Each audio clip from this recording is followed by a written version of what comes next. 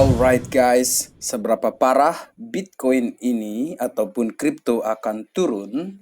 Jawabannya parah, teman-teman. Parah turunnya. Kita bisa lihat di sini satu-satunya yang hijau kelihatan paling depan ini adalah Fartcoin. Fartcoin ini sendiri ya terjadi kenaikan di sini. Oh ya, ini ada satu lagi Coin Movement. Ya, Fartcoin ini disebut bahasa Indonesianya nggak enak dia ini. Oke teman-teman, jadi kita bisa lihat Santarelli malah turun. Tapi akan kita jelaskan kenapa Santarelli ini merah dan kayaknya ada nuansa-nuansa yang positif justru dari kejadian ini. Ada coincidence yang akan kita jelaskan nanti di video kali ini. Teman-teman, untuk itu let's dive in my friend. Welcome back everyone to Black Cuan. Terima kasih telah mengupdate berita kripto dari channel ini. Ada satu pertanyaan yang menarik ya di kolom komentar Black Cuan di sini. Bang, mentalmu masih aman atau enggak? Oke, teman-teman. Yang penting jangan panik sell, kemudian hold aja, kemudian gagal pensiun dini, nangis di pojokan, oke, kembali kerja lagi di McDonald's. Di Amerika itu kayak gitu ya. Ini ada pertanyaan nih, info mentalmu Bang Black, masih aman? Ya, teman-teman ya, seperti judul kita, ada cicil dikit-dikit. Dan kalian tahulah koin apa yang saya sukai. Ada AI dan gaming, GameFi. Teman-teman, saya tidak all in sama sekali dan di video kali ini juga bukan financial advice ya teman-teman, tidak sedang mengajak kalian untuk menjual, membeli, atau mengakumulasi, mencicil, mendca koin-koin di kripto ini tidak ada. Ini murni opini saya pribadi, saya menemani kalian di sini dan ini video kedua ya di hari ini. Giat sekali saya bikin konten ini karena saya lihat merah-merah ini gatal juga tangan ini. Akhirnya ya, semoga saya tidak sedang menghadang pisau jatuh ya teman-teman, karena beberapa yang saya masuk itu tadi udah pada naik ya, lumayan lah di sini teman-teman. Dan ya, nanti kita lihat seperti apa dia akan bergerak. Teman-teman, jika kalian suka video ini, jika kalian suka konten Black Cuan, tinggalkan like di sini, berikan saya like, ataupun subscribe ke channel ini. Terima kasih teman-teman.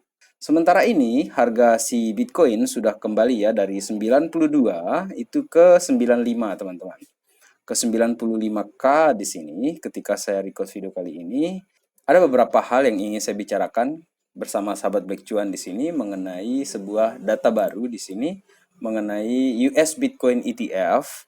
Ini mengalami largest outflow since launch breaking 15 days streak. Ini keluar paling banyaknya ini teman-teman ya, sekitar 671 juta dolar outflow. Kita lihat tabelnya di sini datanya. BlackRock nggak ada jual sama sekali, Wisdom Tree malah membeli ya di sini hijau. Nah, yang jual-jual ini ada VanEck, Invesco, Bitwise. Yang paling banyak menjual adalah Fidelity, ranking 2-nya itu ada Grayscale. Kemudian untuk Ethereum, Fidelity malah membeli ini teman-teman ya. Jadi kayak dia swap, dia jual BTC ETF, kemudian masuk ke Ethereum ETH ya di sini. Kemudian ada VanEck juga melakukan hal yang sama. Jadi kita bicarakan untuk kemungkinan ya Ethereum itu kan di akhir Desember atau enggak paling telat itu di awal Januari teman-teman ya untuk si Ethereum-nya. Sekaligus juga kita sempat bicara di video yang sebelum ini mengenai BTC.D dan saya tidak akan ulang di sini. Apabila kalian ingin melihat bisa langsung ke video yang sebelum ini teman-teman. Dan tanpa niat untuk menjadi sok-sok permabul ya, di sini tidak ada seperti itu karena tidak ada yang pasti di market ini sahabat Black Cuan. Kita yakin, seyakin-yakinnya kadang-kadang market ini kasih kita kebalikannya. Akan tetapi penting juga menjadikan satu referensi di sini dari Mark Yusko bersama Wolf of Wall Street di sini. Coba kita dengar sebentar apa yang dia katakan di sini. What Trump is doing through this entity that he owns, he, and it's really his son, but because I don't think Donald really understands this stuff, is buying a bunch of crypto. Bitcoin and Hedera and XRP. A bunch of things that might be approved for ETFs next year. Shocking how that works. Right. Teman-teman, dari video ini saya tahu Mark Yusko ini mempertanyakan posisi dari XRP, Cardano, ADA, tapi bukan itu poinnya di sini karena menurut dia koin-koin itu kayak tidak ada perkembangan. Tetapi yang paling menarik dari poin utamanya di sini kenapa saya tampilkan adalah karena dia bilang Donald Trump melalui anaknya itu membeli banyak kripto selain Bitcoin, ada HBAR, kemudian ada Cardano. Dan kita tahu juga ke depan ini, teman-teman, akan ada yang namanya tuh Bitcoin Strategic Reserve. Jadi pandangannya Mark Yusko ke depan ini untuk pergerakan si Bitcoin itu masih positif, teman-teman. Masih positif. Jadi wajar ya kalau misalnya sekarang ini terjadi penurunan, orang jengkel gitu kan. Seperti salah satu komentar di sini ya. Apa yang bikin orang jengkel itu? Karena di Amerika itu mereka punya Bitcoin President, itu julukannya. Kemudian ada Bitcoin Strategic Reserve, Bitcoin Government, pemerintahan yang pro Bitcoin, dan negara-negara lain sedang mengembangkan Bitcoin Strategic Reserve, tapi harga malah turun. Ini membuktikan bahwa paus ataupun institusi besar ini menggerakkan market ini, total manipulation. Oke, dia jengkel di sini. Akan tetapi saya coba melihat dengan sudut pandang saya sebagai plankton di sini atau sebagai pemain ya di sini. Orang jelas ingin beli di bawah, kemudian jual di atas. Bukan beli hijau, kemudian jual pas merah. Nah, bisa jadi ini adalah semacam crash yang dibuat terakhir kali sebelum harga ini naik, dan mereka ingin punya untung maksimal para institusi ini, teman-teman. Sehingga wajar orang-orang ini jengkel melihat keadaan seperti ini. Christmas, pakai topi-topi Christmas semua koin-koin ini ya. Tapi harganya merah. Dan hanya ini sifat koin, move, sama ini satu lagi nih, hype yang lagi hijau. Dan teman-teman, apa yang kita pernah bicarakan mengenai Santarelli sekarang ini justru menjadi Merry Crisis and Happy New Fear. Guys, Jerome Powell ini yang dianggap sebagai penyebab ya sekarang ini. Tapi ada satu yang ingin saya tunjukkan kepada kalian berkaitan dengan Merry Crisis dan Happy New Fear ini, teman-teman. Yang menariknya adalah ini. Saya bilang di awal tadi itu kayak coincidence. Masihkah orang-orang ini ingat atau mereka mengkomplain tentang Pumptober yang justru ketika hari pertama atau di awal bulan itu, Oktober tersebut, itu justru terjadi merah. Dan hal yang sama untuk Santa Claus Rally ini, teman-teman. Guys, kita akan bisa cepat sekali melihat perubahan sentimen di market ini ketika nanti ini pemerintah akhirnya bisa menghindari shutdown, kemudian saham itu recovery, dan kripto ini kembali naik. Berikut ini saya perlihatkan kepada kalian mengenai pergerakan di bulan Oktober ya, Pumptober, untuk time frame yang satu hari di sini, teman-teman. Nah dia, ini dia. Oke. Jadi pada tanggal 30 September mana dia? Ini sub September ya. Di awal-awal Oktober itu merah, teman-teman. Ini kita bisa lihat di sini. Ini areanya merah dan ketika itu harganya bahkan di drag turun sampai 59. Dan ketika berakhir Oktober itu 30 Oktober itu harga Bitcoin itu di 73, teman-teman. Dan sekarang ini kita di Santarelli, kalau dikatakan oleh Income Shark ini benar terjadi, di Santarelli ini di awal-awalnya itu dikasih merah, setelah itu terjadi kenaikan, mungkin nggak sih kita akan punya yang namanya itu V-shape recovery gitu kan? Seperti ini, teman-teman. Ya, itu sebuah probabilitas ya di sini, teman-teman.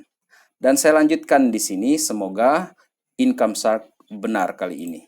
Kemudian teman-teman, yang saya lanjutkan ini yang menarik mengenai looking to buy low.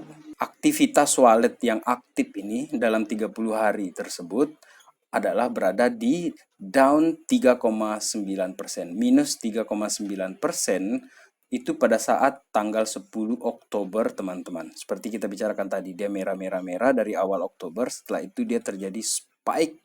Kemudian sekarang ini kondisinya adalah wallet itu juga dalam posisi rugi sekarang ini, sudah minus 1,9%. Apakah ini akan lebih dalam lagi dia turun mungkin sampai ke minus 3,9? I don't know guys, I don't know. Dan menurut sentimen di sini area ini adalah area yang ideal untuk si Bitcoin ini kembali melanjutkan rally, alias orang-orang masuk untuk membeli Bitcoin di sini, teman-teman. Dan semoga itu yang kita akan perhatikan ke depan ini untuk pergerakan si Bitcoinnya apabila kita melihat dari 30-day MVRV di sini. Dan apabila kita ngomongin fraktal ya di sini, ini fraktal yang menarik ini dari Ether National. Teman-teman, penurunan yang terjadi di Bitcoin ketika bull runs itu memang kejam. Jadi kalau di bear market itu kejam, jangan kira bull runs itu tidak kejam. Ini koreksi yang 11% atau di atas 10% itu biasa terjadi. Dan kita bisa perhatikan di tahun 2020-2021 menjelang ya ke 2021 pada saat itu di Desember juga terjadi koreksi 11,82% dan setelah itu dia lanjut naik di sini. Dan sekarang ini koreksinya 11,73%. Coba kita lihat di harga yang aslinya. Kita cek di 1 minggu saja dulu di sini. Penurunannya di sini dari puncak ya, dari 108 itu ke harga 92 tadi itu terjadi minus kurang lebih 15-16% ya, 16% di sini teman-teman penurunannya. Dan memang kejam penurunannya ini teman-teman. Akan tetapi koreksi seperti ini diperlukan oleh Bitcoin untuk dia agar bisa melanjutkan kenaikannya. Karena kalau dia tidak koreksi terus saja dia naik di sini bahaya.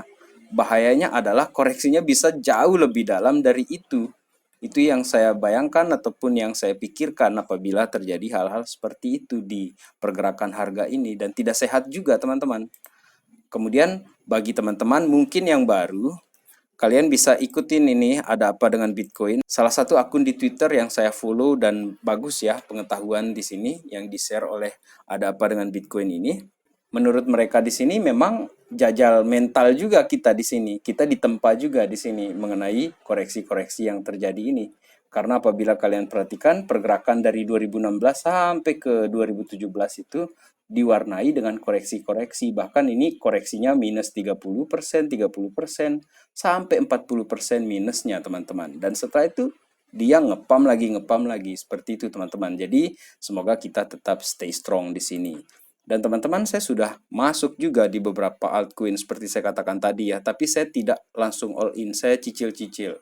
Karena di beberapa video saya sudah bilang ya, kita mulai out itu sedikit-sedikit. Tapi kalau misalnya kita ada keyakinan terhadap salah satu koin ataupun koin yang kita sudah pantau-pantau, ya kita bisa, kalau kita berani ya di sini, not financial advice, kalau kita berani masuk, kita masuknya juga dengan cara mendCA-kan ke dia, dan apabila terjadi kenaikan, dia bounce lagi, ya cepat juga kita keluarkan. Seperti itu teman-teman.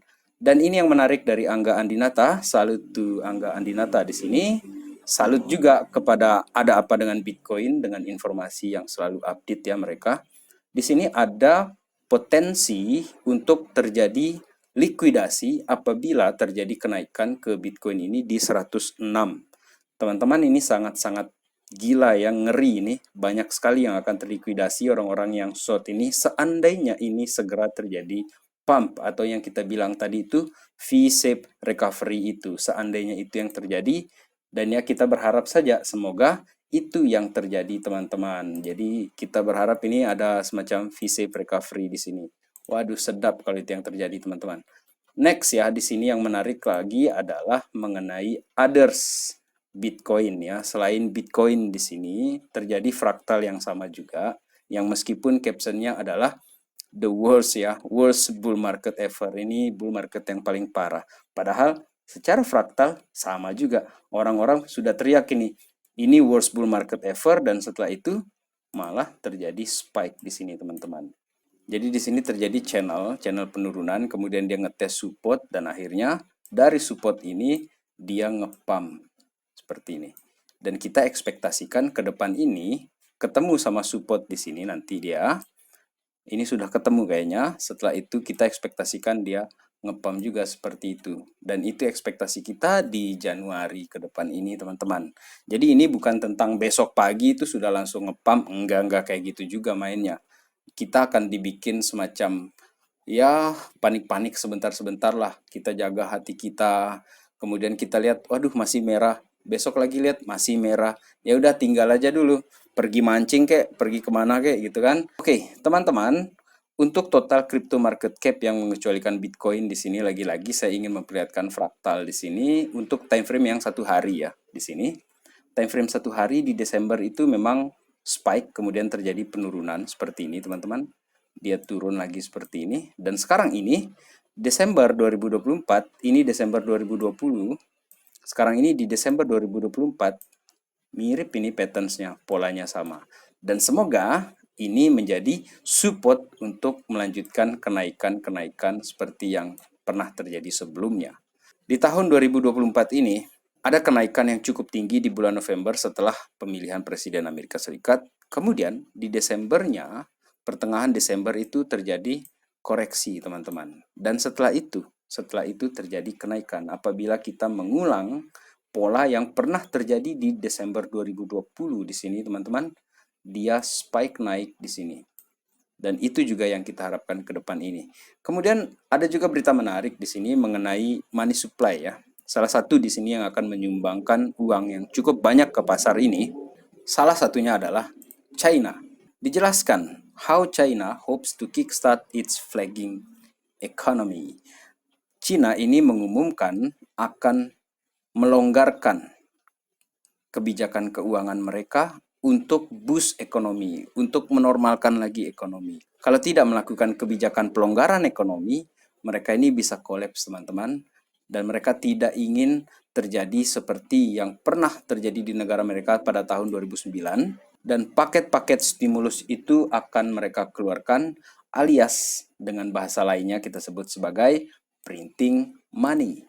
Jadi Amerika sementara ini cukup pede ya mengatakan bahwa inflasi masih teratasi. Padahal janjinya 4 kali cut rates malah hanya 2 kali cut rates. Itu kan bagian dari menggoyang-goyang market juga kalau kecurigaan saya di situ teman-teman. Nanti di tahun depan ngomongnya juga nanti beda-beda kok mereka ini. Karena nyatanya juga kan Amerika sedang bermasalah sekarang ini. Cuman sok-sok pede aja dia. Dan bakalan ikut Cina juga nantinya ke depan ini. Yaitu opini saya pribadi di sini. Dan sebagai kesimpulan video kali ini, teman-teman, Bitcoin ini boleh merah, tapi hati kita jangan merah lah.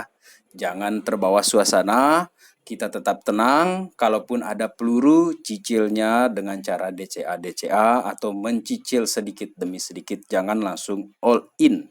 Dan pastikan untuk tetap melakukan Dior, teman-teman. Semoga di tahun 2025 nanti kita mendapatkan rewards yang sepadan dari ujian-ujian tekanan mental yang kita alami dalam hari-hari ini. Sekian video kali ini, terima kasih telah menonton. Let's enjoy the ride guys. Salam Black Cuan. Peace, my friend.